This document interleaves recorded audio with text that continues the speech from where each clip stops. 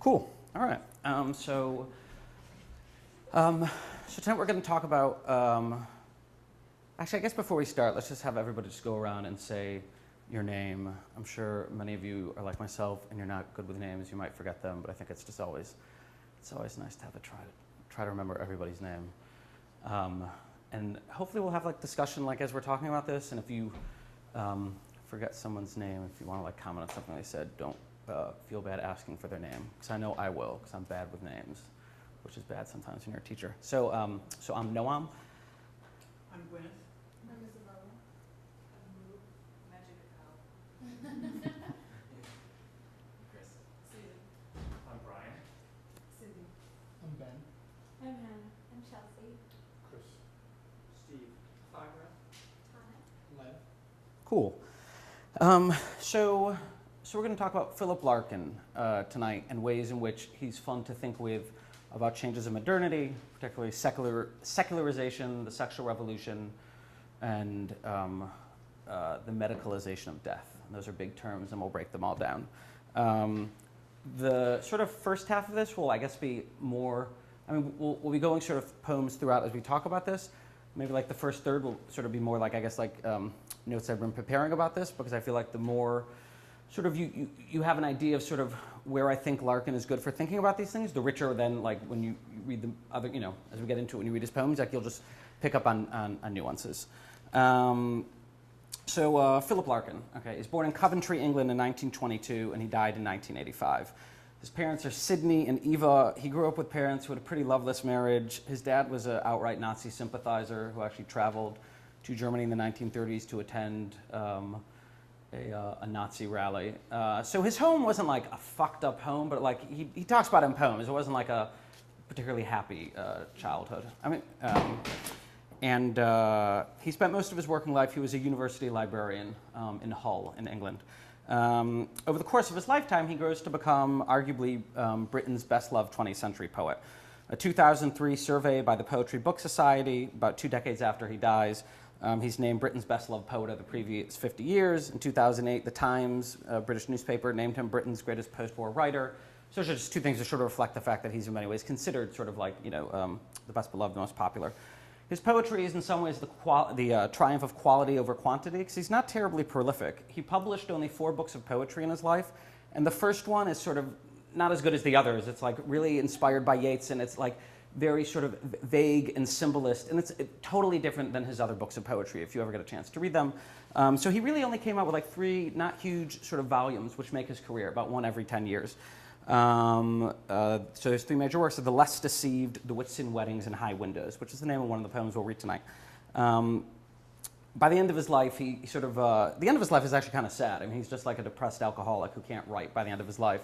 In 1984, he's offered the British Poet Laureateship after John Betjeman dies, and he turns it down because he says, a poet is supposed to be writing. I'm not writing. How can I take that position? And his poetry is some ways often known for its bleakness. Donald Davy calls him, quote, the saddest poet in the post-war supermarket, which is a good line, also both because he's sad, but also I like the detail supermarket. Larkin doesn't write about supermarkets, I don't think. Somebody, if I'm wrong, somebody let me know. But what he's really good at is he talks about the quotidian things in life. He writes about a fair. He writes about taking a train on a bank holiday. He writes about sort of fairly mundane things, which is part of what I think makes him so much fun. He also said in an interview, desperation is for me what daffodils were for Wordsworth. So he's also aware that he is a little bit bleak. His posthumous biography is kind of interesting. In 1992, there's the release of his selected letters. And in 1993, a biography by Andrew Motion called Philip Larkin, A Writer's Life, which is great. And it's pretty fascinating because the letters were prepared by his 2 executors who sort of knew him well. And the biography is written by a guy who knew him well, who's the executor. And they paint him as like a pretty racist, xenophobic, and not fully, but like it comes out in his letters. Not that it would have been a sort of total surprise, but his letters have some like pretty ugly things, where he talks about sort of like taking the train in London and seeing fat Caribbean germs all around him. We're talking about like having to hide stuff because the niggers are sort of ransacking England in time. But again, that's his personal correspondence as well. So it's interesting because in some ways like presages ways in which there's sort of less privacy for artists today. And then, part of the reason I was surprised is because that doesn't really come up in his poetry. He definitely comes off as conservative in his poetry, and he has ambivalence about the empire declining. So, I mean, it's not a shock, but that stuff doesn't sort of come up in his poetry. So there's a time in the 90s where, especially in sort of like academic, high literary culture circles, there was controversy about him. Tom Pauling calls him the sewer under the National Monument. But his reputation has sort of weathered the storm, and he's sort of widely read. Okay, so what are we going to talk about here tonight? So this lecture uses the poetry of Philip Larkin as a lens for analyzing some of the most salient changes in modernized societies. Now, the term modernized societies is somewhat of a loaded term. Modernization can be used to imply the innate superiority of Western values and institutions, or to go hand in hand with a bland, uncritical acceptance of industrialization. But we're just going to use it in this lecture sort of not to imply a judgment in sort of social behavior, but just descriptive, just to describe an actual historical process which has taken place over the last couple centuries. So we'll unpack that term in a bit, but we'll see how Larkin's poetry introduces and deals with some of the sort of salient cultural, social, and technological changes of the modern world. So like I said, the sort of like three topics that will come up the most is secularization, the sexual revolution. I'll keep just a few select important things up on the board so you can see them and ruminate them throughout the time.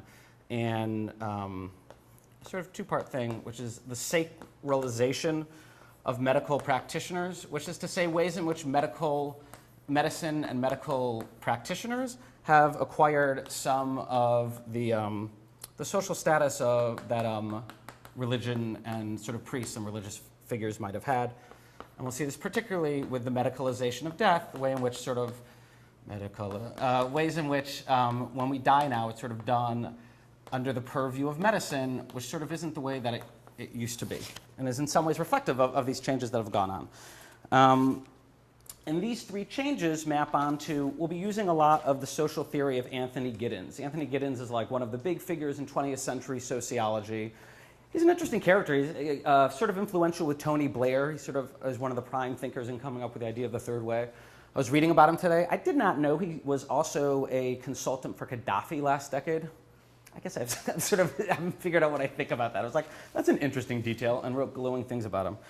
But that's neither here nor there. So in terms of this, so he talks about what are some of the changes, and we'll get to these, which comes with modernization. A loss of ontological security, which is to say, if ontological security is saying, I know sort of what I am in this world, I know what this world is sort of all about, something which religion often gives an answer to. In modernity, sort of a lot of these grand narratives which used to answer these questions for people, they sort of don't speak to people in the same way anymore. And so, think of ontological security, or think of it as, there's more ontological insecurity, which is sort of one way of just thinking of existential angst, right? It's just harder to find meaning in this world because so many things which used to give meaning to people sort of have worn away. With the sexual revolution, it's indicative of the fact that with modernization comes new intimacies and new forms of personal sexual and friendship relations. So romantic love. Have any of you ever, you don't have this term in America. I remember the first time I encountered it was in India, where I was speaking to somebody about marriage, and they said they want a love marriage. Okay, so it's we take that as the given, right? When we say marriage, that's what that means generally in the United States. That's historically recent. It sort of wouldn't have always been that way, right? And that's part of what comes with modernity. And the last thing is sort of new forms of trust and new ways of dealing with risk. We might have dealt with risk with religion before. It doesn't seem to be what as many people are doing in modern societies, and often a lot of that sort of goes to medicine. So why are we going to use Larkin to think about these things? So we can get three things out of using his poetry. One is it's looking at sort of cultural artifacts. So we can look at his poetry as almost like an archaeological artifact of an earlier age, right? It's like finding stuff in a landfill, because we're going to see sort of the details of just how people lived in mid-20th century Britain. We're going to see the material culture, the social trends, what was on their mind, what were they listening to, what were they reading. This comes up throughout his poetry, in part because he's like a poet of the quotidian and the everyday, and it'll come up in the poems which we're going to read tonight. Second is the psychology. I think he's a really good, his poetry is on the whole very like simple language. He hated modernist writing. He hates jazz music once it becomes bebop. He hates modern art. He hates when he says it becomes about the technique rather than the content. And most of his poetry is really sort of simple to read. Part of the reason I guess I love him, part of the reason he's so popular in Britain. So I think poetry also, and also the fact he's so popular is indicative of the fact that he's clearly resonating with people, right? So if he's resonating with people, we could say that it's indicative of the psychology of other people, right? But, because you're drawn to him because you think he's speaking to you. And poetry is particularly good at revealing psychology because poetry is a medium that's about interiority and things which might not sort of be like in visual culture, let's say, right? And you need to rely on words to do it. The third reason is because he's a lot of fun. And I just think these poems are a lot of fun. So I did a lot of prep for this, and I have enough material to sort of lecture with. But I want this to be participatory. I'm not like a Larkinist. I'm getting a PhD in anthropology about Mexican guest workers who come to the US and plant trees in companies owned by old hippies. That has nothing to do with Larkin. I'm just like a Larkin buff. I guess I TA'd a medical anthropology course, which is sort of how I got into this. And like I would like to, over the course of the next couple years, the only book I'd like to write in my life, I think, is like a book on Larkin. So I'm trying to I think a lot about him and sort of have done this, but this is not like what I do. I'm not like an expert is my point. So, and part of the fun of poetry and of the humanities is like, there's no wrong answers. Obviously, like, that's a little bit of hyperbole, but it's like, it's poetry. Like, everybody has things to share. There's nothing which is inherently right. So I'd love for people to sort of, have this be as participatory as possible. Okay, so we're going to start with a poem which actually isn't even in your things, but it's a really sort of fun poem because I want you to sort of get the air of fun. It's one of his most beloved poems, and it also speaks to some of the things we're going to talk about. So this is one of his most beloved poems. This be the verse. This be the verse. They fuck you up, your mom and dad. They may not mean to, but they do. They fill you with the faults they had and add some extra just for you. They were fucked up in their turn by men in old-style hats and coats who half the time were soppy stern and half at one another's throats. Man hands on misery to man. It deepens like a coastal shelf. Get out as early as you can and don't have any kids yourself. Okay, good, you laughed. I mean, it's funny. It's a funny poem. It's a bleak poem. He's not like being wholly sarcastic. He was a bachelor who never married, like has a lot of poems about how marriage is not for him. But yeah, it's a very funny poem. So good. That was my first point, is that he's fun and entertaining. But it also highlights two themes which will come up in the poems that we're going to read. So one is he's a poet who's interested in generational difference. He's a real poet who's interested in change. A lot of his poems are about how England is changing. So he's also interesting to think with like decolonization, with urbanization, so he's interested in change and generational difference. And the other thing is he sees some things as sort of innate to people, that there's this sort of like core to sort of human behavior across the years, which comes up, we'll see in church going and other poems. And I think this is true, when we think about loss of ontological security, in part what we're thinking about is that humans sort of have these questions which we always need answered, right? It's like consciousness is crazy and can be a burden, and like we have these like thoughts, and how do we deal with them, right? And this poetry that we're going to read tonight is sort of leading up to how modernity makes it harder to deal with those thoughts, even if it makes life more fun. Cool. So the first poem that we're going to read is Church Going, but I'm going to give a little background before we read it. I'm going to give a little background. So Britain's become one of the most secular countries in the world. In 1900, there was almost universal certainty in British government and major institutions that Christianity was the only legitimate religion, superior to the others, and that without it, morals and society would wither. And within 100 years, that's totally gone. That's totally gone. In its place, you have more religious diversity and many people for whom religion's diminished as an important role in their life. So here's some stats. In 1900, 85% of all marriages in England and Wales, 94% of the marriages in Scotland are religious marriages. By 1990, like done in a religious setting. By 1997, that cuts to almost half, 39% in England and Wales and 55% in Scotland. Baptism rates fall in the Church of England from 61% of all births in 1900 to less than a third of that, 19.8% in 2000. The 20th century also becomes the first century in Britain where Christian behavior is no longer enforced by law. And over time, and particularly starting in the 60s, you see the repeal of regulations surrounding homosexuality, abortion, divorce, suicide, blasphemy, censorship, and Sunday trading and entertainment. We're going to rely on two guys. Alan Gilbert, who wrote a really famous book in 1981 called The Making of Post-Christian Britain, and Callum Brown, who wrote The Death of Christian Britain. If you're going to read one, read that one. It's a really interesting book, and we'll get to sort of what his main points are, but it's called The Death of Christian Britain by Callum Brown. So this is from Callum Brown. The dissolution of the religious in British culture represents one of the greatest cultural changes of all time.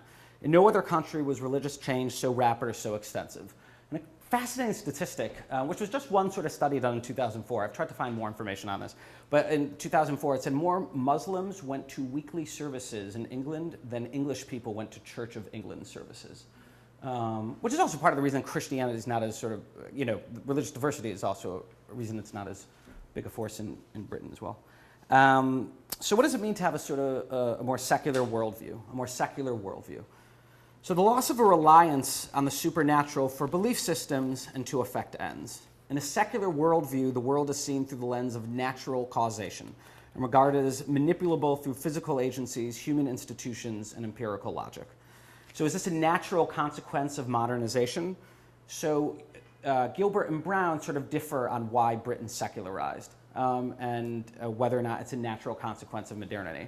The traditional thinking used to be that sort of industrialization and modernization sort of naturally led to secularization, but that sort of has shifted away from that view. The United States being a main reason for that is like the US is this great exception because the US is still increasingly less so, but it's still very much a religious country. And some of these trends, which the way it played out in Britain, right, is often, especially in the literature in the mid to late 20th century, is portrayed as like inevitable, but it clearly is not played out that way everywhere. In small-scale traditional societies and religious societies, no sphere of activity is free from religious assumptions. So religion is cognitively significant, which means you explain the world in regard to supernatural forces. It's instrumental. You use religion to make changes happen in this world. It's expressive. It's the way in which the only widely satisfying means of symbolizing and legitimating the hopes, fears, and aspirations of individuals. So according to Gilbert, the reasoning of secularization is it all deals with industrialization. With industrialization, right, you have people moving into cities, you have people sort of living less cohesive sort of social lives that they might have been living out in the country. You have the breaking of traditional bonds. You have people moving over more space than they, living farther away from home than they had before. He also says part of it is that the Anglican and Presbyterian establishment become associated with the upper class, and as class politics become a bigger deal with industrialization, that's another reason people start rejecting it. They start seeing it as sort of much more associated with the upper class, and once class becomes a factor, it becomes less attractive. So this was sort of a prevailing view. And this book by Brown sort of argues, and it's become, in many ways, sort of accepted in discussions of religion, that the data doesn't fully support that Christianity was becoming marginal because you still have like a lot of, he talks about discursive Christianity. Like a Christian ethos and a Christian worldview and Christian behavior still is a large part of what takes place in 19th and into mid-20th century Britain. So you have less people going to church, but that in part relates to class, and I'll get to that one second. But Christianity is still very heavily in the air, and it's only starting in the 1960s that it becomes like really not a force in, in terms of how people are thinking about dealing with the world. So he says church attendance might be declining in the 19th century, but you have the rise of certain religious, you have the rise of religious behavior which is related to evangelical Puritanism, which is this where religion becomes much more.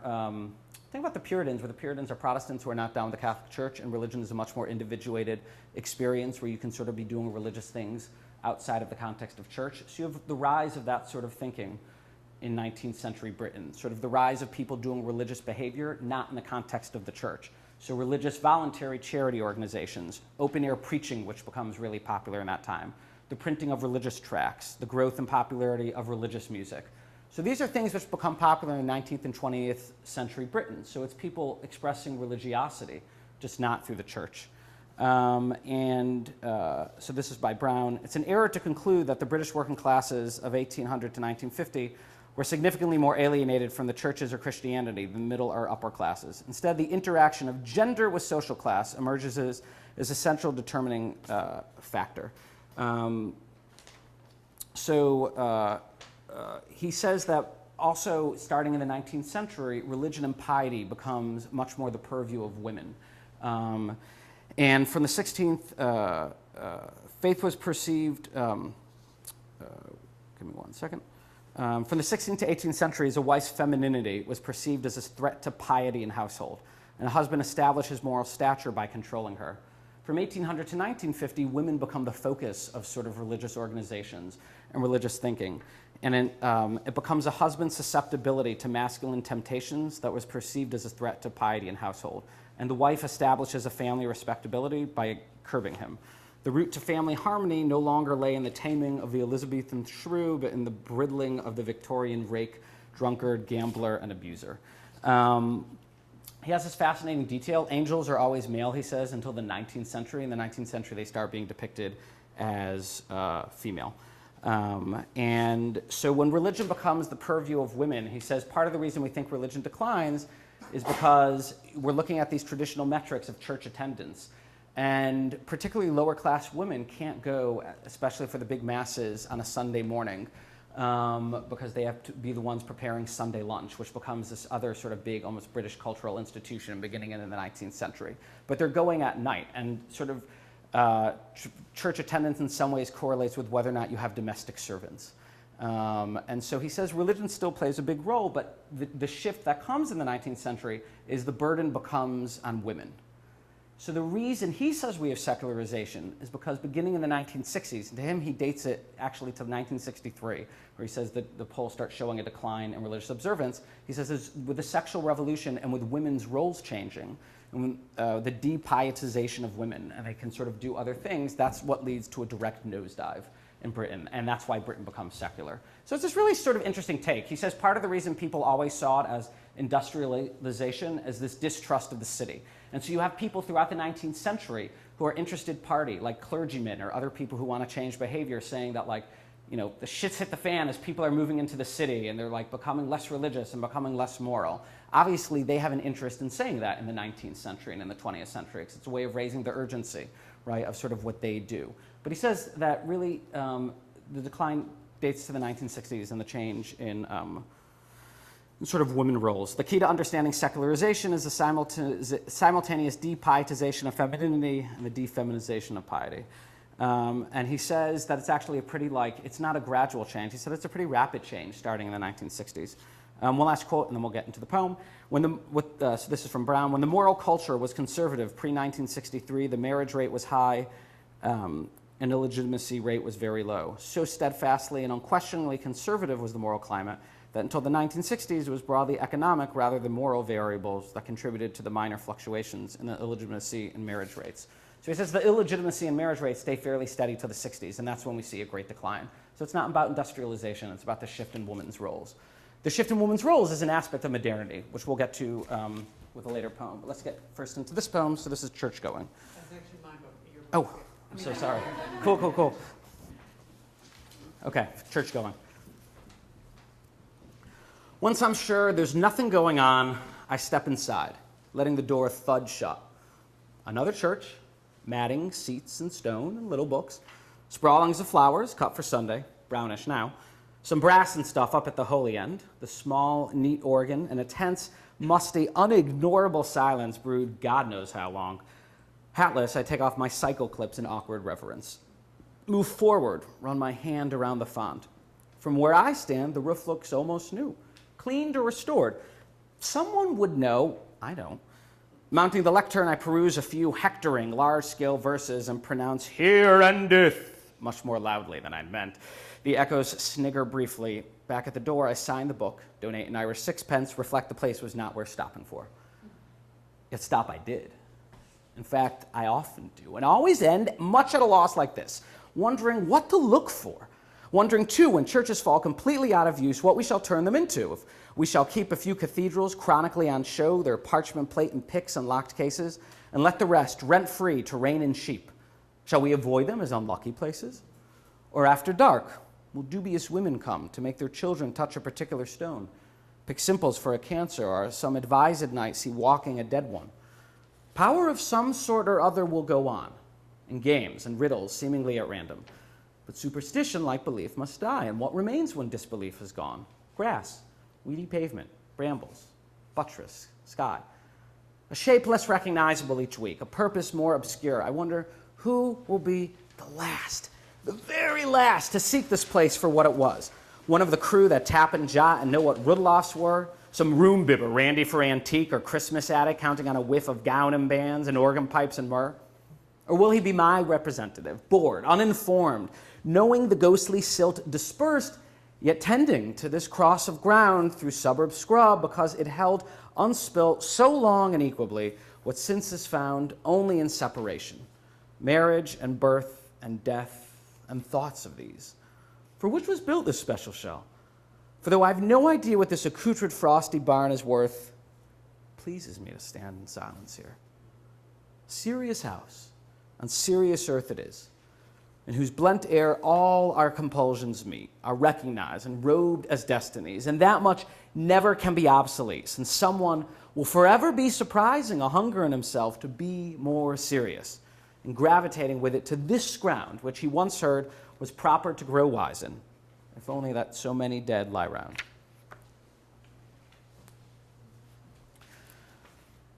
So does people have like any initial like thoughts or feelings on this poem, like in the context of secularization, or sort of any details that you notice? I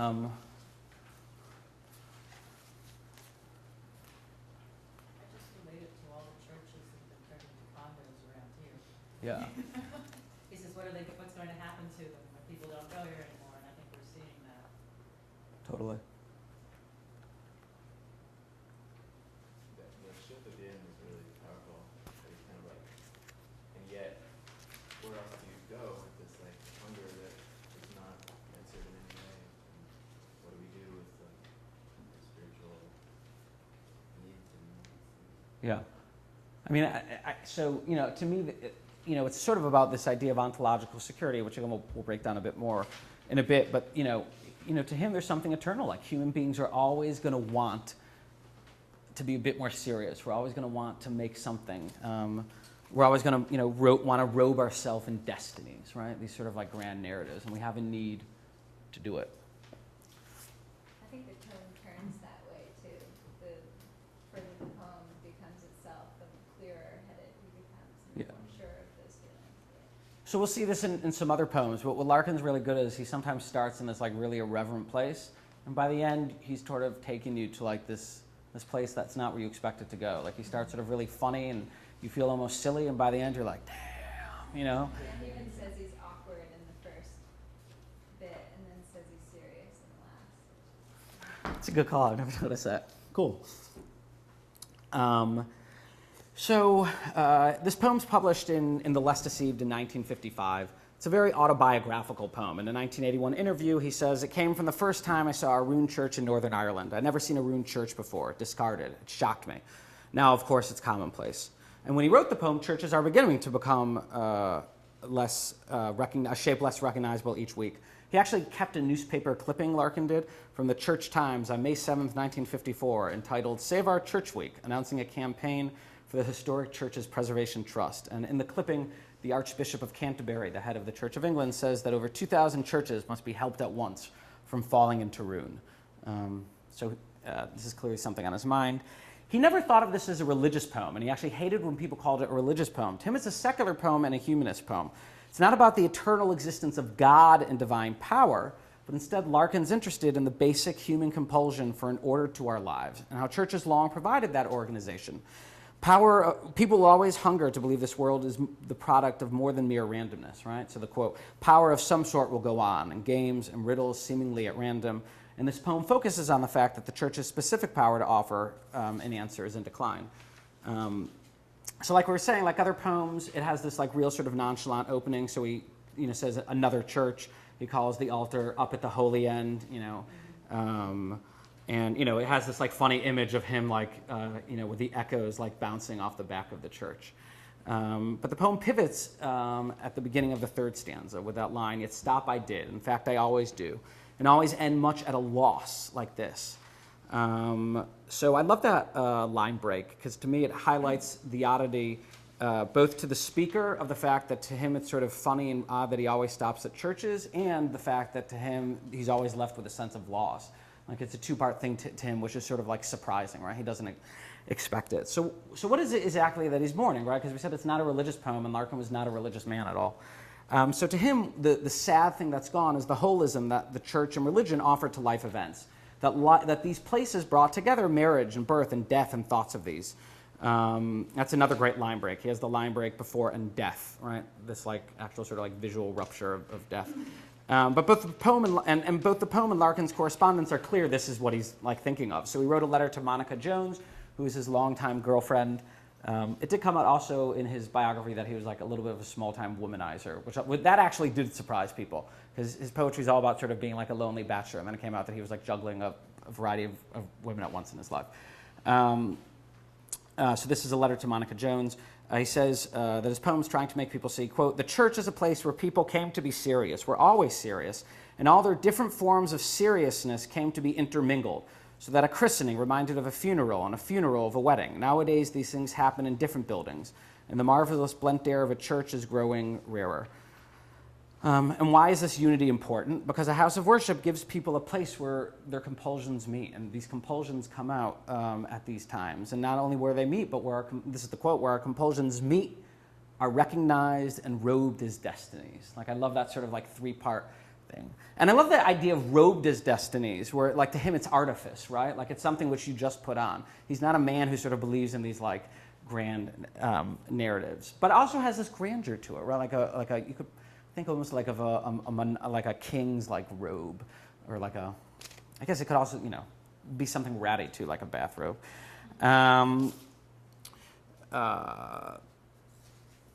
So the poem's speaker experiences the inability to embrace the comforts of the church, and he has a sense of loss of this.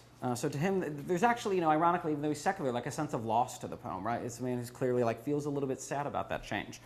So secularization and the decline of traditional religious answers to existential angst are all elements of modernity. So what do we mean when we say modernity? So modernity just refers to modes of social life or organization which emerge in Europe from the 17th century onwards, and which subsequently become sort of big, not just in Europe, of course, but sort of very clearly are rooted in sort of a rise in Europe beginning in the 17th century. And he concentrates on the difference between traditional and post-traditional cultures. So in traditional societies, individual actions are much more already determined. You have less autonomy to make your own sort of choices. In contrast, in sort of modern or high modern societies, people are much less concerned with precedents. They have more choices due to the flexibility of laws and public opinion. People are also sort of more reflexive and aware. People are more skeptical than they might have been in traditional times, and sort of then also become sort of more reflexive on their own choices. It's sort of like this almost like vicious cycle. So what drives modernity? So, some Marx would say, like this is Giddens writing about this, Marx would say it's capitalism. Emil Durkheim, who's a major sociologist of the early 20th century, would say it's industrialization. Weber, who's also a major 20th century sociologist, would say it's rationalization and sort of choices being made much more by sort of like rational empirical processes. But it's all wrapped up into these things which sort of all have interplay in the 18th, 19th, and 20th centuries. And he says that there are three big differences which come with modernity. So you have time and space distance. So time, he says, used to be thought about in relation to things which were closer, maybe the agricultural cycle or certain holidays in your village. But with the rise of, he talks about mechanical clocks and calendars and the standardization of time being very important, because suddenly you can start thinking of time in a more abstract way. And suddenly time isn't just rooted in the community in which you come from. And suddenly you can start thinking of time as the way in which somebody else in a totally different place thinks of time, which leads to point two. To him, modernity is also about the disembedding of social relations from a local context. So in the modern world, you have interactions with people that sort of totally traverse time space. And, and this is like, he wrote this book in 1991, The Consequence of Modernity. He writes a lot about this, but this is his first major work. And the internet is not even a thing, so obviously this is totally accelerated, right? Where time and space sort of aren't as important anymore.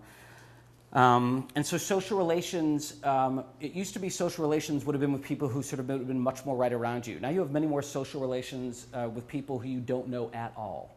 So suddenly trust becomes important. How do we even learn to trust anybody? People who have control of our lives, who live far away, right? I mean, like bureaucratic organizations, like, the idea that you would have like bureaucratic organizations coming from a different place, structuring so much of your life. The degree to which they structure elements of your life, that's modernity. It didn't used to happen. Obviously, there would have been like, you might have been paying tribute to a king, like 1,000 years ago, but there would have been much less control over elements of your life than there are today from people from afar. So one way in which you trust people is the role of experts becomes important. So this is going to deal with the medicalization of death. But people who become experts and gain the credibility of being experts, they gain trust. Modern society, he says, is the risk society. He says what becomes unique about modern society is we think of things as risk. We think of risk implies a certain sort of control, as opposed to fortuna, which is what he writes about, right? This idea of sort of like fate. Because risk implies you can do something about it. In the pre-modern world, much more sort of predetermined, it's fate, you can't do anything about it. But in the modern world, right, where the scientific worldview and science has more power, we sort of think we can change things. And you can see how this is going to lead to things about the medicalization of death and sort of how science obviously can't defeat everything. He also says that another big thing in the modern world is reflexivity, where we're constantly re-examining and just thinking about our position and creating narratives about our lives and just trying to place ourselves, because many of the traditional ways of thinking about life that would have been taken for granted sort of aren't, we don't take them for granted anymore, and we think more about them. In traditional societies, the past is honored. In modern societies, there's a real skepticism about the past. In pre-modern societies, it's the elders, the local elders, who possess the important knowledge. In modern societies, we rely on expert systems.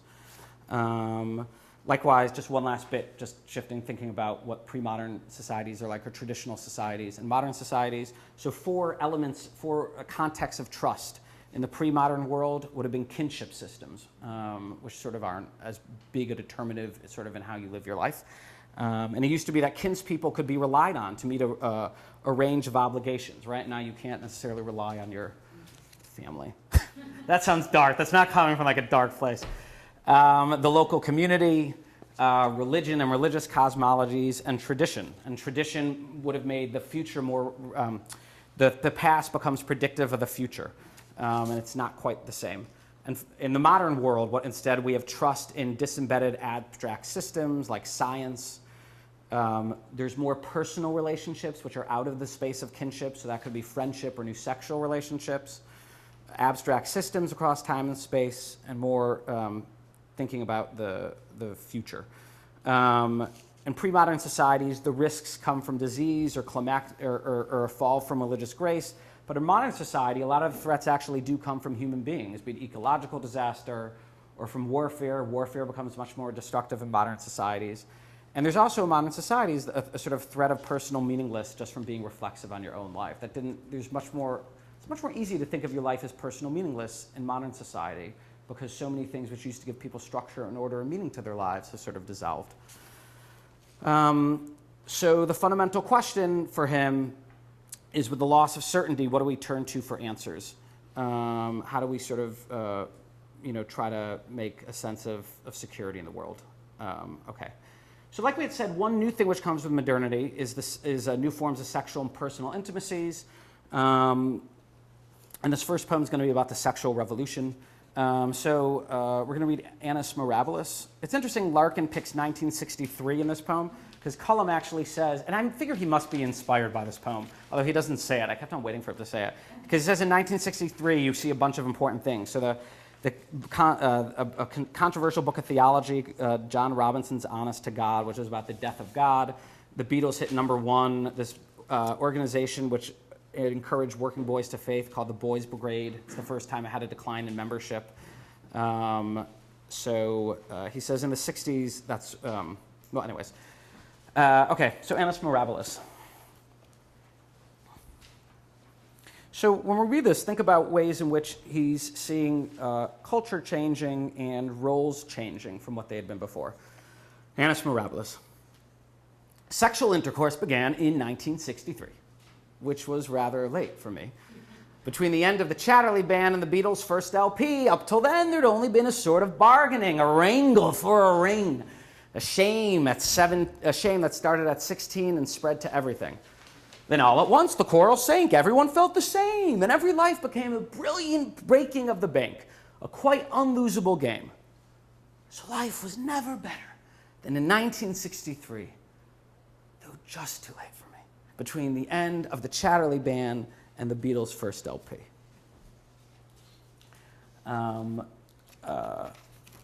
Anybody have any sort of thoughts on this poem? Or anything which it...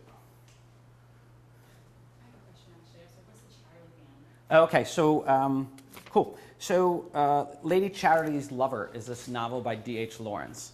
The first time I saw Lady Chatterley's Lover was my sister had a copy of it, and it had photos from the movie version of it, which meant there was topless women in these photos. And I was like 8 and discovered this novel she had in it. It made 8-year-old know I'm happy. It's a saucy novel which was banned. And in the 1960s, there was a famous trial in Britain, which we'll talk about in one second. But there was a famous trial which was sort of, and also in the US it was banned, and the post office would intercept it. And by today's standards, it wouldn't necessarily be considered like terribly racy, but by the standards of the 1960s, it... I actually have, it's not Lady Chatterley, but I'm reading Women in Love, also super racy. Oh, cool. It's not working class people having sex.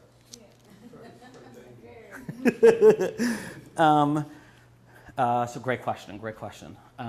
Anybody have any other sort of points? I feel like I'm talking too much.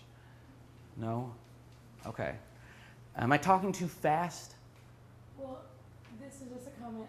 I just read the poem very differently than the way you read it aloud. Yeah. I read it as, really, like you flowed a lot into the next line as if it was like a full sentence, but I'm a poet and I read a lot out loud.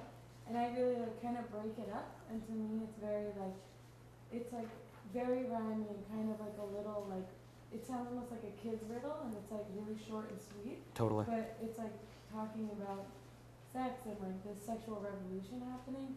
So I just think of it as like a really kind of fun poem mixing that up and being like, in 1963, like after Beatles' first LP, and like more like really like childish riddle poem. Yeah. But then like talking on something actually like really important happening in the country.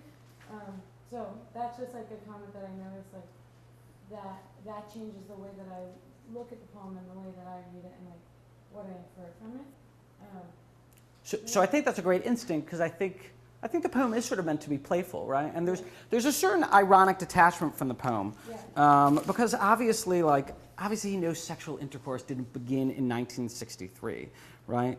And likewise, the third stanza, every life did not become a brilliant breaking of the big, a quite unlosable game, right?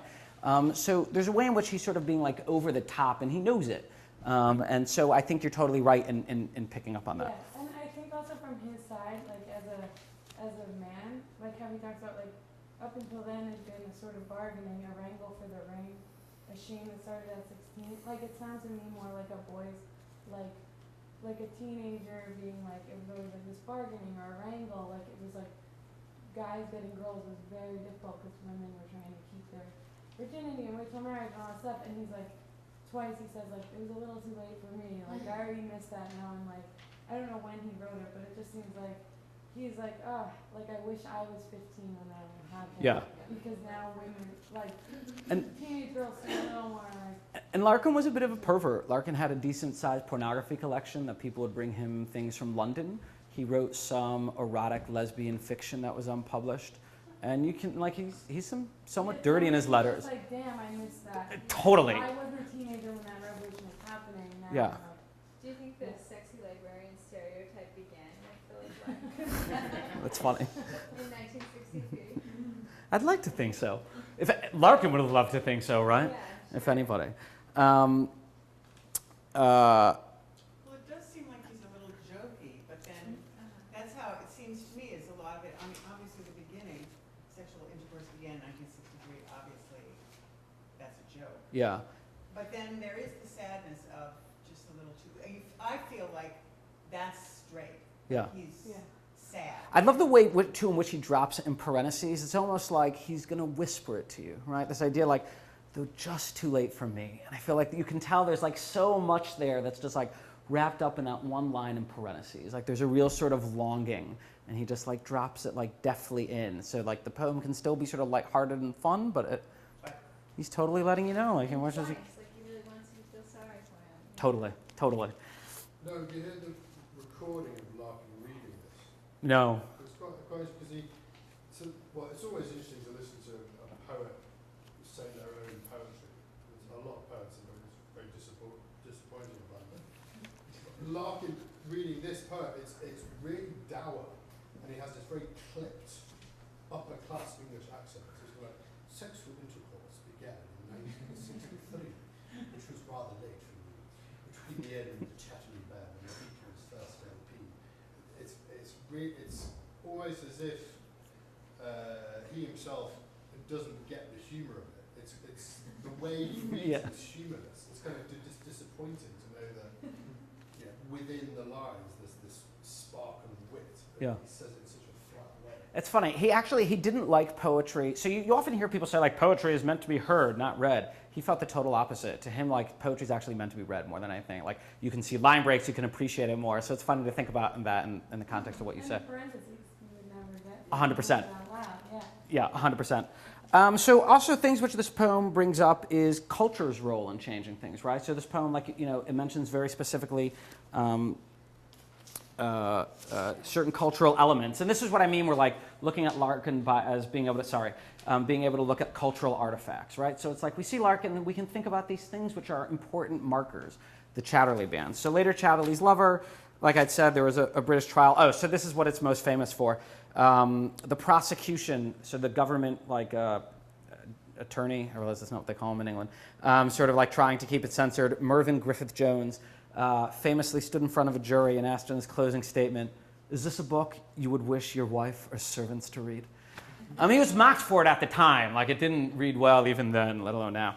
And what's the Beatles' first LP? The Beatles' first LP is Please Please Me. John Lennon said he always liked the sort of like double play of those words. The song is described as orgasmic, which sounded silly the first time I heard it, and then I'll play for you like the song going into the chorus, then you'll never hear it the same way again.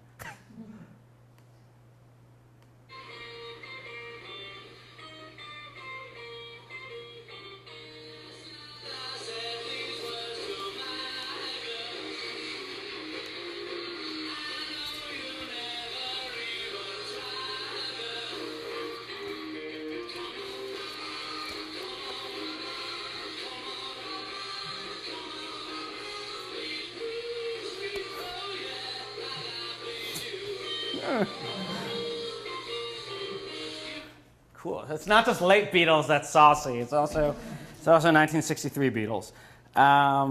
Cool. Like we had said, new intimacies create these new relationships.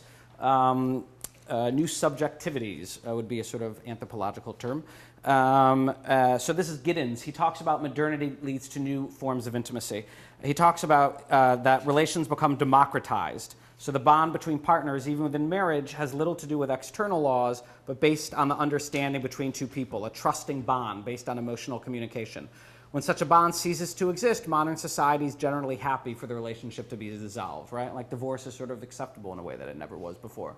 Like, oh, we just couldn't make it work, right? I mean, like that thinking wouldn't have been quite as accepted 200 years ago. And he talks about this notion of the pure relationship. Pure relationship is this term Giddens uses. A pure relationship is one in which external criteria are dissolved. The relationship exists solely for whatever rewards that relationship can deliver. In the context of the pure relationship, trust can be mobilized only by a process of mutual disclosure. And he says that with this comes the rise of romantic love, the discourse of romantic love. So people talking about romantic love sort of as a specific term is said to have developed from the late 18th century.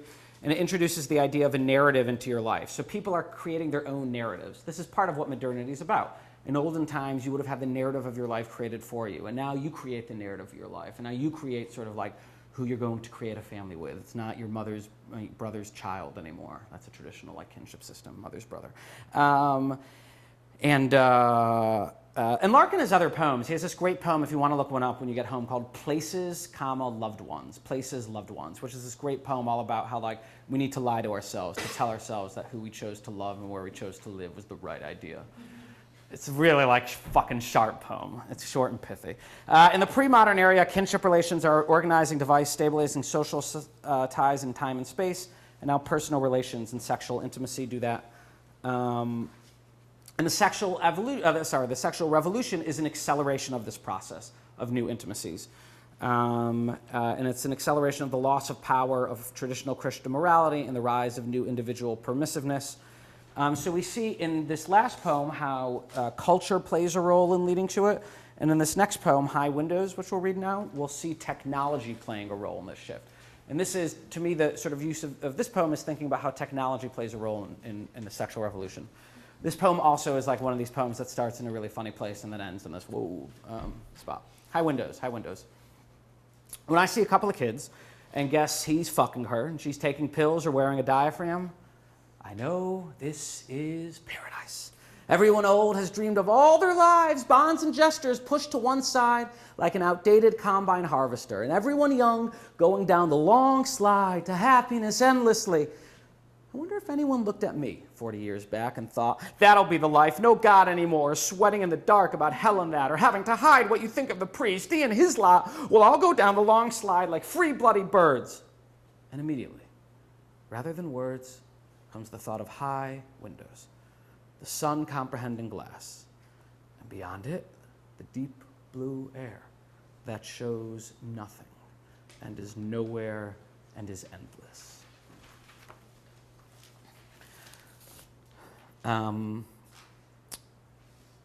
Anybody have any thoughts about this poem? I read that he wrote this maybe from his library job at the university, which would make sense.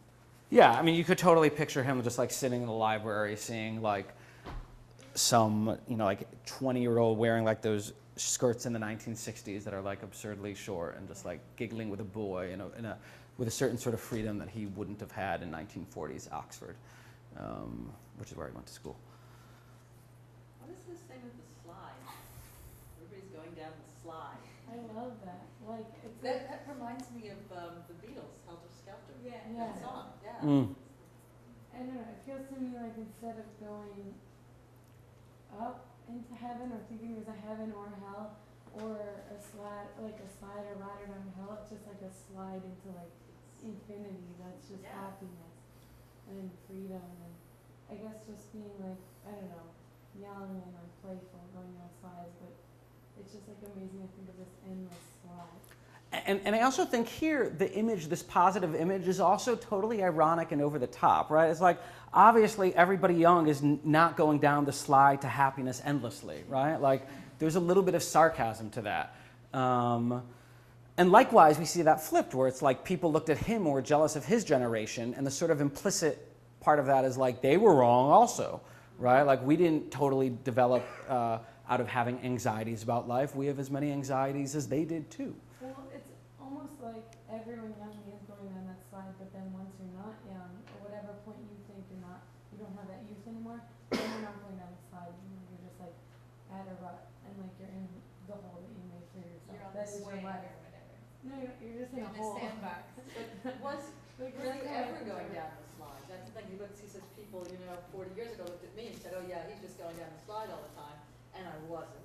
And now he's looking at these people and thinking they're just going down the slide Well, all I the feel time. like you Maybe are they're and you not. don't know it. I mean, I feel Well, maybe that being too, young, yeah. you are living this like beautiful life until the day that you think you're trapped or something. Like, I don't know.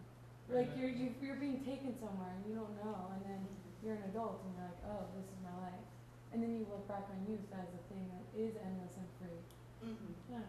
But was it? Yeah. But maybe it wasn't. You're really trapped in a slide that's like a narrow path. But it's fun going down it. It's fun going for the ride. But you're getting like, you're going Down to this dark spot, which Yeah. you'll get to. When like, Yeah. sure, totally. That's why I And he has other think- poems which are all about being jealous of youth. Yeah. And like youth being a constant and I'm growing old and yeah, and they're decrepit. Just from the two last poems that I already seen. Yeah. What did you want to say, man? No, just sort of related. Also, just a physical object, a slide sort of suggests there's a lack of inertia. It's a kind of free-flowing thing. You know, sort of youthful lack of even awareness compared to sort of middle-aged rumination, reflection, regret, and greater inertia, I guess you could say. That was just sort of the image conveyed to me. Yeah. And another thing which this poem sort of gets at, where Larkin sort of sees this also being a constant of being jealous, right? And a constant of like you always think the other generation sort of had it better. Which in some ways you could say is perhaps something of a modern thing insofar as the pace of social change is different, right?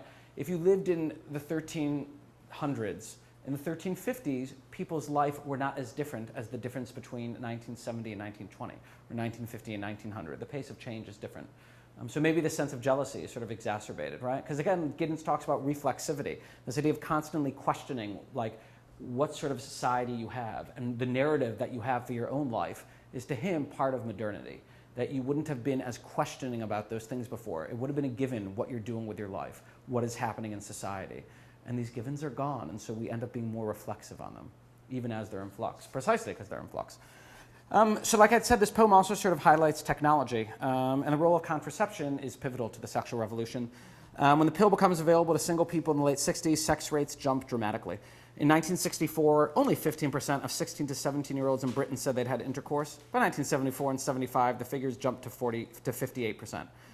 So that's for girls, from 50% to 58%. The rise of the pill reflects a massive revolution in ideas about the female body, its moral purpose, and female control.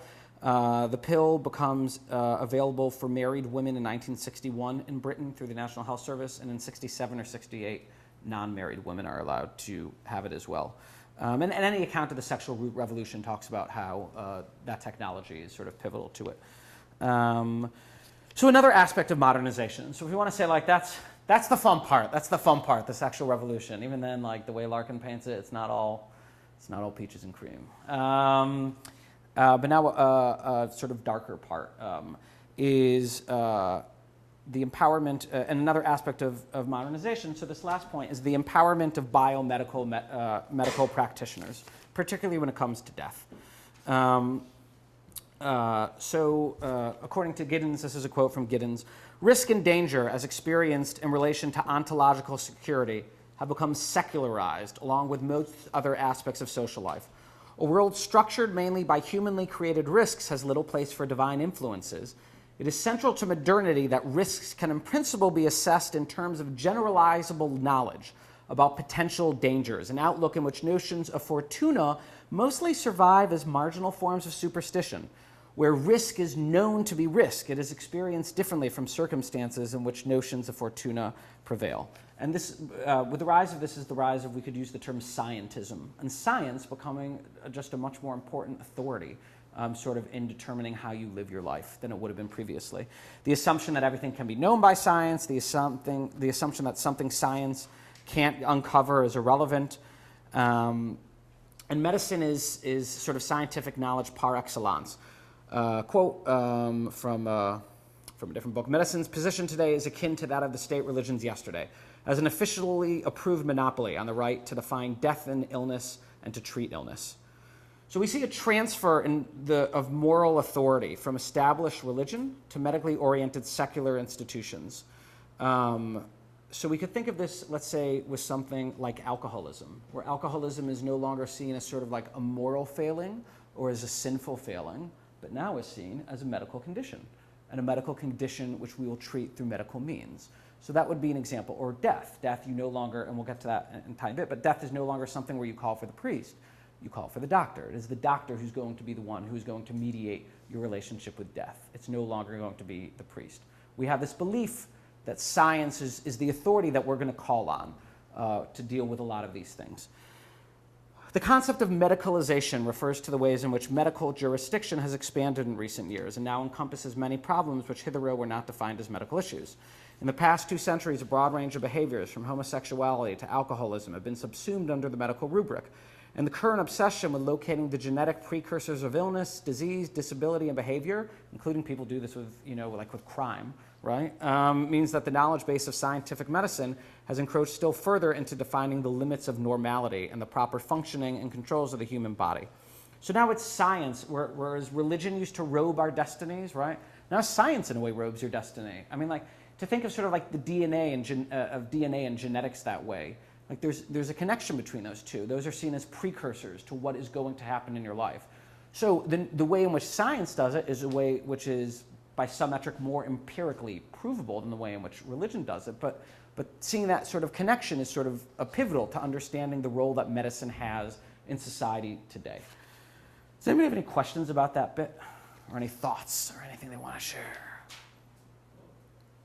Just one thought about high windows. I guess this was touched on, but it does seem to me a little bit like he's setting up kind of a false premise. It has to do with, the first couple of stanzas reflect this sense of great social change or generational fission, and he kind of equates that with almost like youthful utopianism about things. And then he looks out the window and he sees things that are constant, the sun, and the vastness of the earth, and these things don't really change. And there's a kind of continuum, and in a sense they diminish what would seem to be the kind of enormity of these social changes. In a way, it's almost like he's not rejecting. I mean, obviously social changes exist. He's not denying them, but maybe he's suggesting that really they're not the thing necessarily to always emphasize it. So what you say thinks of a point which I was going to make a little later, where Giddens talks about why is death so problematic for a culture? Because it challenges the primacy of that culture. It shows how that culture is ephemeral. Death is going to always conquer. So how do you deal with that? How do you deal with that? With religion, you deal with it generally by saying, well, it doesn't totally conquer, right? You're going to go on in some form. And we'll get to ways in which that thinking sort of applies even in secular thinking now. But now, how do we deal with death? We fight it. I mean, this is the general way in which it's done. Obviously, there are exceptions like hospice and stuff. Although even that's done in the context of like traditional medicine, right? But when we think of death, we fight it. So-and-so lost his battle against cancer. That's how we're going to deal with it now. And so in both ways, death is this sort of like ultimate conundrum for cultures to get to. So I think you get to that really nicely. So practically, what are ways in which medicine is like a social religion? What are practical ways in which medicine is like religion? The diseased person's at odds with the natural order. Now it's the doctor, not the priest, who solves this. Patients follow doctor orders. They trust in the doctor's explanation of the unknowable. The doctor gets to create conditions that are stigmatized or conditions that weird us out or that we do not want to be a part of.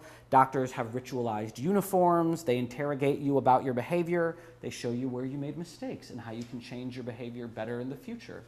Conversations among doctors are off limits for lay people. They have regular contact with the dead and control over death. They work in this place of sort of like magic and wonder with this like technology which is sort of not sort of given to most people, and they have a sort of air of authority. By means of carefully planned actions, the physician mediates the mysteries of scientific research for the benefit of ordinary diseased patients. In the process, medicine creates a ritual system and the doctor becomes a priest. And also death becomes seen as sort of out of the order. So the witch hunt that was traditional at the death of a tribal chief is now modernized. And so every premature or clinically unnecessary death, somebody or something can be found who irresponsibly delayed or prevented a medical intervention, right? So death is usually, if it's like an aberration, in hospitals they'll try to figure out like what went wrong. It shouldn't have happened. Science should have taken care of it. So let's get to the poem Days, which I think just like highlights this connection between the clergy and medicine. It's a cute little poem. Days. What are days for? Days are where we live. They come, they wake us, time and time over. There to be happy in. Where can we live but days? Solving that question brings the priest and the doctor in their long coats running over the fields. So I love this image of the priest and the doctor are sort of like running over nature. They're trying to get over it. Also, to me, he's sort of totally distancing himself from that end part, both with that, like creating the paragraph. And to me, he sort of answers the first question, what are days for? To him, the answer is, where can we live but days? There's nothing you can do about it, right? Tim is this sort of matter of fact, like, there's nothing you can do. Like, if we live, they're days. And it's not even that doctors and priests can even solve the question. It's like attempting to solve that question. And he makes that comparison in terms of sort of like their cloaks, their garments of authority. Anybody have any thoughts on that poem? The line, "They are to be happy in a Larkin poem," is so ironic, because he's the poet who said that life is first boredom, then fear. Yeah. And Larkin would laugh to scorn the idea that life is about the pursuit of happiness. For him, life is unhappy, and there's nothing you can do about it, and then you die. Yeah. So that line is so darkly ironic as to be mocking. Totally. Okay, so the next poem we're going to read is Ambulances, which is another poem which talks about this way in which medicine takes the role of religion. So here are 3 points which we'll see in this poem, things which we've talked about. So we'll see in this poem ways in which medicine takes the role of religion. We'll see ways in which this poem, which in this experience now is much more of an individual thing. If you're, you're not part of a collective, your experience is much more individual. And also we'll see ontological insecurity, having a hard time dealing with just the simple fact of death. So Ambulances. Closed like confessionals, they thread loud noons of cities, giving back none of the glances they absorb. Like glossy gray, arms on a plaque, they come to rest at any curb. All streets in time are visited. Then, children strewn on steps or road, or women coming from the shops, past smells of different dinners, see a wild white face that overtops red stretcher blankets momently as it is carried in and stowed, and sense the solving emptiness that lies just under all we do. And for a second, get it whole, so permanent and blank and true. The fastened doors recede. Poor soul, they whisper, at their own distress. For borne away in deadened air may go the sudden shut of loss round something nearly at an end. And what cohered in it across the years, the unique random blend of families and fashions there at last begin to loosen. Far from the exchange of love, to lie unreachable inside a room, the traffic parts to let go by, brings closer what is left to come, and dulls to distance all we are. I love that little bit where you think about sort of life being much more a matter of choice and individual experience, where he describes it as the unique random blend. So both it's unique, but it's also random, right? Like your life is more random now than it would have been if you had been alive 500 years ago. Does anybody have any sort of thoughts about that poem?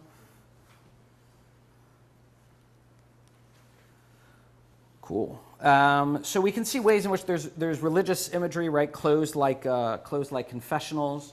And these things have an authority, these ambulances. So giving back none of the glances they absorb. And death and illness is stowed away, right? The person is described as carried in and stowed. And death is sort of sequestered from life, which is the last part that we'll get to. The unreachable inside a room, far from the exchange of love.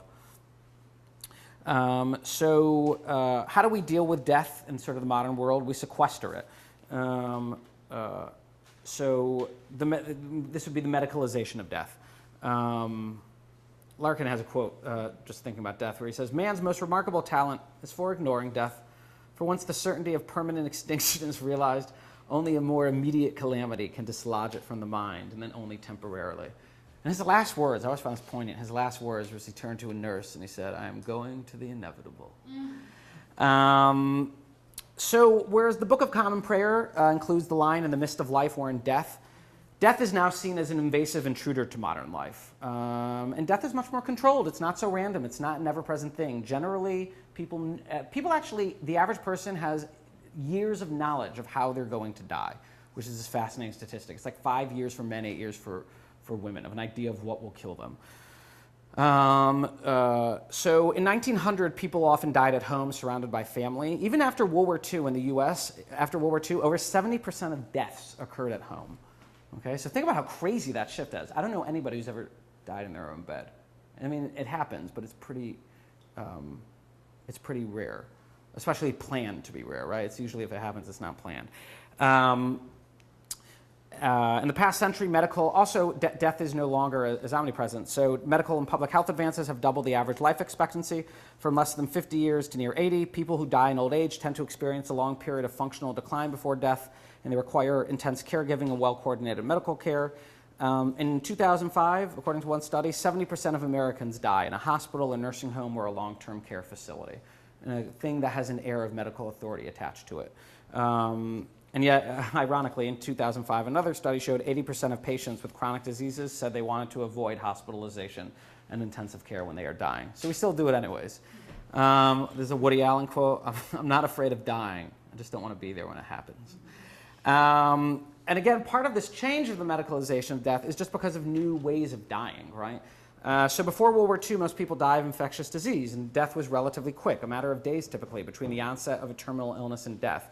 These deaths also came much earlier, often in the prime of life. For the development of effective antibiotics and the respirator, we're now in a very different position of death. Now doctors often determine death, right? With like, when are you going to apply care? When will you not apply care? Doctors actually have like a determining of when you are going to let a patient die, which is a power that didn't generally sort of exist before. Also, like I said, the average American knows 3 years in advance what they will die of. Knowledge of death is in the hands of the doctor. It might be handed over to the patient or might not. Death takes place in a hospital, a high-tech mass turnover institution. There's a famous book in the 80s called The Hour of Our Death by this guy, Philip Larkin, who's a French historian, sociologist. And he talks about older ways of dying, traditional Western European ways of dying, and modern ways of dying. He talks about traditionally you would have had the priest as the authority figure, now it's the doctor. Traditionally the discourse would have been theology, now it's medicine. You would have coped through prayer, now you often cope through silence. The traveler would have been the soul, now it's the body that dies and the body that you're moving around. Death, it used to be seen that you were living with death and death was an ever-presence, and now death is something which we think of controlling. And death would have typically happened at home or with your community. I mean, you have these descriptions of how people died and other times where like it would have been planned and like people would have come to visit them. And yeah. Yeah, and also birth was way more done at home. So like wouldn't they rise? 100%. Birth and death both end up in the hospital. Sure. So like the beginning or the end are all in this like weird sterile white room. So yeah, and that's another example. It's fantastic of like where medicalization is taking over just like another thing. 100%. That's a great point. It used to be having a doctor was something rare, and it was a mark of social status, and now you generally die with a doctor sort of there, or at least in a medical facility. In leading up to our last poem, the sort of cruel irony that I sort of see that Larkin gets at, and like the crisis of modernity that I sort of, called my lecture, is that modernity gives us a deep sense of ontological insecurity, while traditional certainties disappear, and yet we're forced to deal with this in individualistic ways. So not only are we sort of like the traditional certainties dying, but then even sort of in our actual hour of dying, we also are sort of forced to deal with it in individual ways, and you are sort of not dying with like the love of community around you. There was in sort of ways in which we deal with death are more individuated. There was a cool article on the Atlantic website a couple days ago called Burying Your Dead Without Religion. Burying Your Dead Without Religion. And it's by Emma Green. And she talks about new individualized ways of marking the death. And so like people are now more creative about how you even deal with death or think of death. And there's a certain autonomy that didn't sort of used to exist. I was talking about people getting somebody's remains tattooed into them, or homemade caskets. There's quoted somebody who makes them who says that he's made them with golf balls, guitars, or they have a deer. The guy says he's seen this more with boomers now as they're starting to get into that demographic because they're that generation which push back against social norms. Okay, so this brings us to the last poem which you have printed out. I'm going to read one more short poem to finish with. But this is the last poem you have printed out.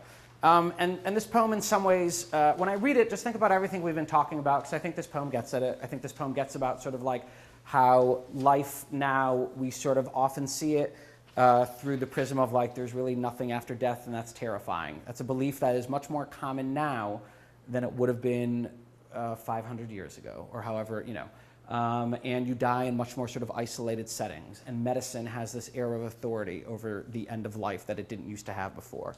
And again, I think Larkin's good for sort of getting at that like cruel that cruel irony of modernity, though. That's what it has.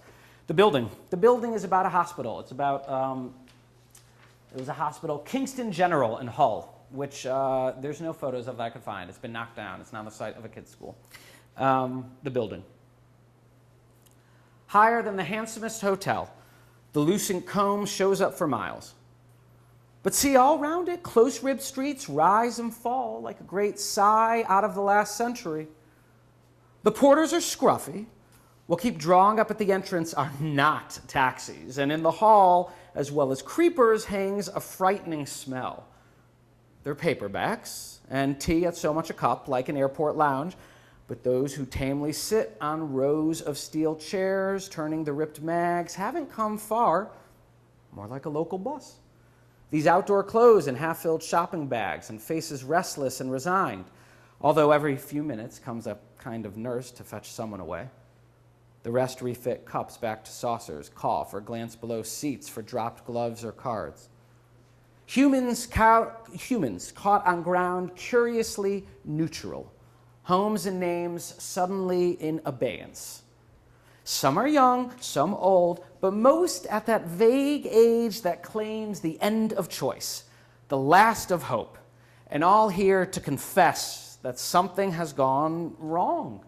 It must be an error of a serious sort, for see how many floors it needs, how tall it's grown by now, and how much money goes in trying to correct it.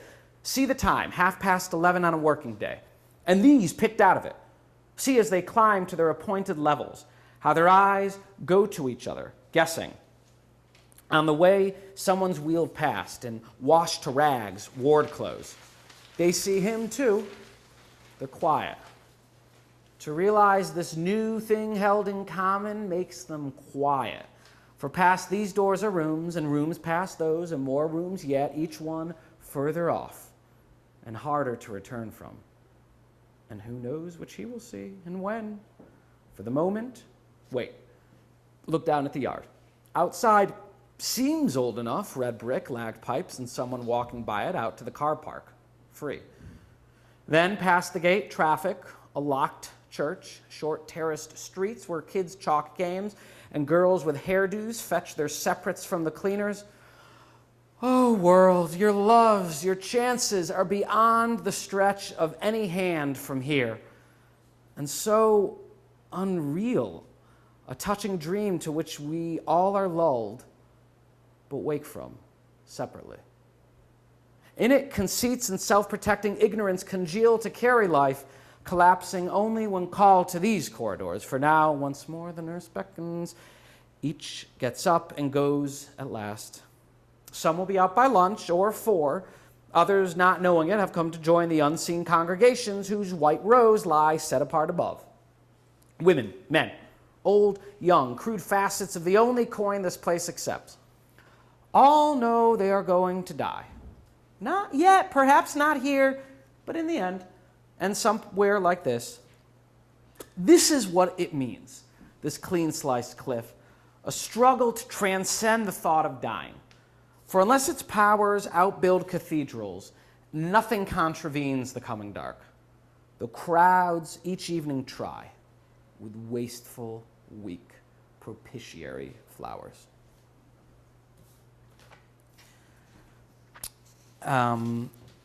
Anybody have any thoughts on this poem? So upbeat. Yeah, no, this one is like definitely in some ways like the darkest.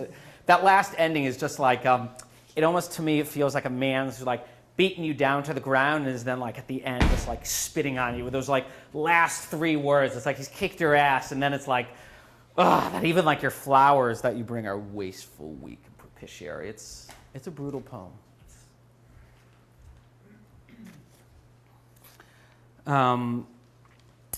So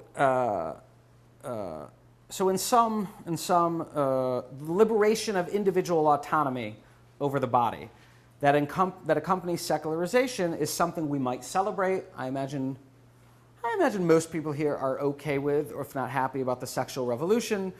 Yet there are unintended consequences as well of modernity, and in some ways, the very thing which gives us autonomy and freedom that we sort of celebrate, that you sort of, I think most of us sort of celebrate that you have the freedom to craft what kind of life you want. Obviously, some more freedom for some than others, but a certain sort of freedom that on the whole did not exist hundreds of years ago. It comes with a price. It comes with a psychic price. Is sort of, and I think that's what a lot of Larkin's poems get at. We'll end with one last poem. We'll end with a poem that's sort of upbeat. So this is, Larkin is, the reason I love Larkin's upbeat poems is I often think of Larkin in contrast to Mary Oliver. So I don't know if any of you know Mary Oliver. She's this poet, she writes a lot about nature. Her poems are generally, not only, but generally like happy poems. And Larkin's are not. And so I feel like with Mary Oliver, like you're always getting these beautiful reveries in nature.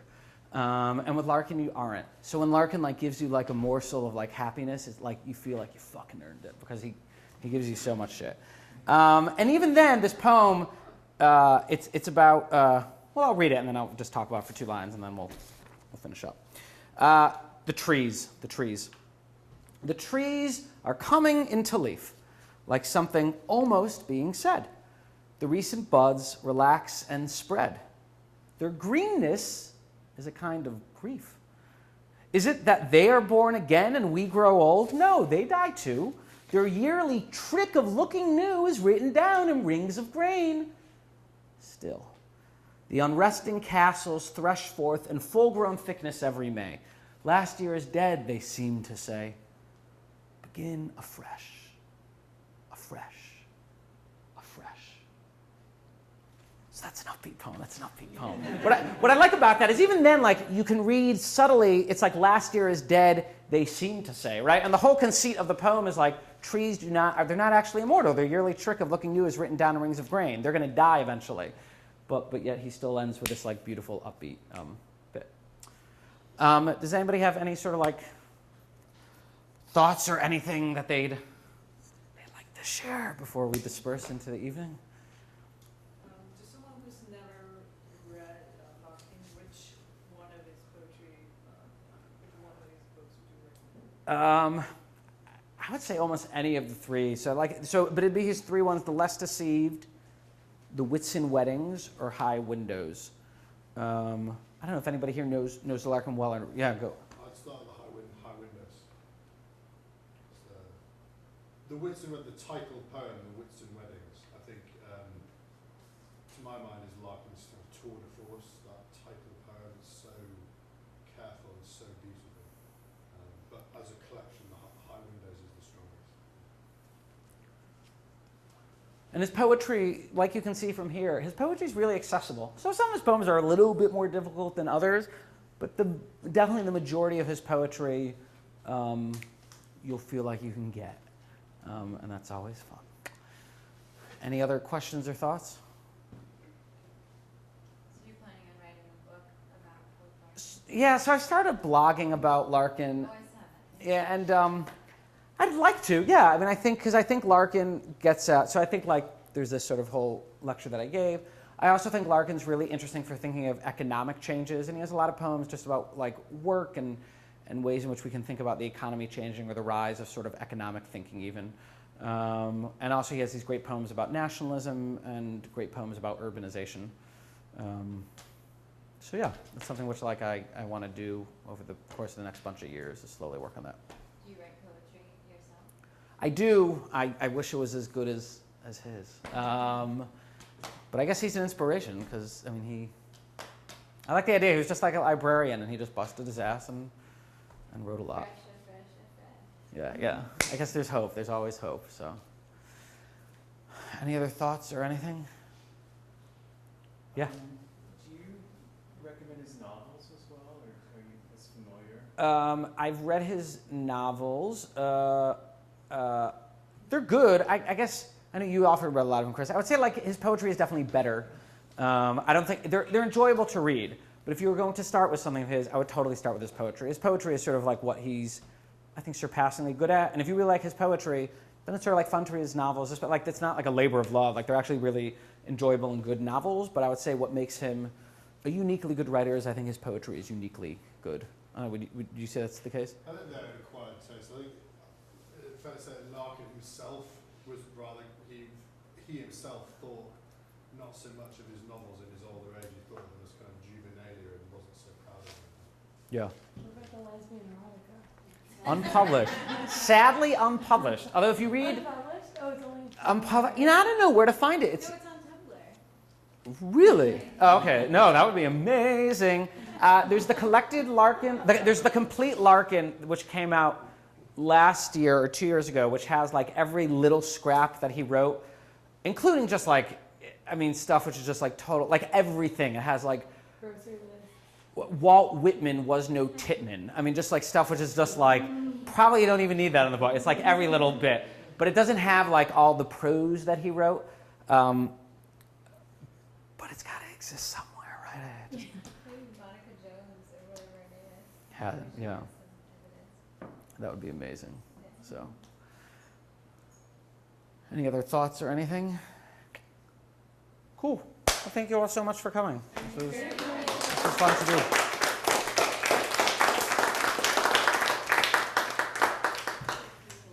So if we just look up Larkin blog, we'll find it. If you were to, yeah, so I have a website, which is my name, noamosband.com. Wait, you're saying it really fast. So my name, I'll write, so it's, Little snap. I mean, never, yeah, if you were to look up the